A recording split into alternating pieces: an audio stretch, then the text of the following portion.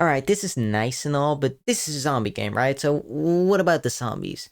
Fear not, dear viewer. I was just about to get to them, you impatient You've obviously got your standard biters. You know, they're slow, but there's a ton of them, so if you don't pay attention, you can easily get surrounded and mauled unalive. Also, you know how, like, in a lot of games, the zombies with, like, a grab attack where they bite the shit out of you, but just somehow don't get infected? Well, here it actually makes sense for once, because, well, Kyle is already infected. Now then there's the virals. These are the most annoying motherfuckers in the entire game. They're fast, they have the dodging skills of someone who's put 1,000 hours into Elden Ring and has played every single FromSoft game before that. They can spot you from a mile away and they won't leave you alone. And worse yet, they climb now.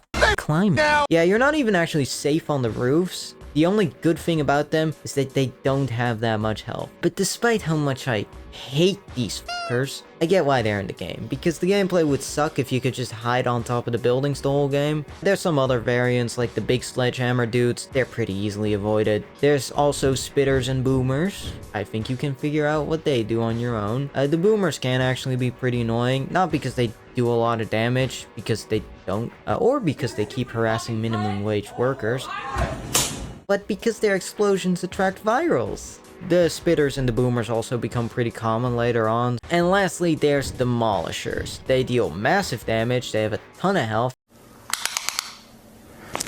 Ooh, that's kind of small. Yikes. And they also wear bulletproof armor that you gotta blast off, which makes them really annoying to fight because they're super bullet spongy. They luckily aren't that common, and they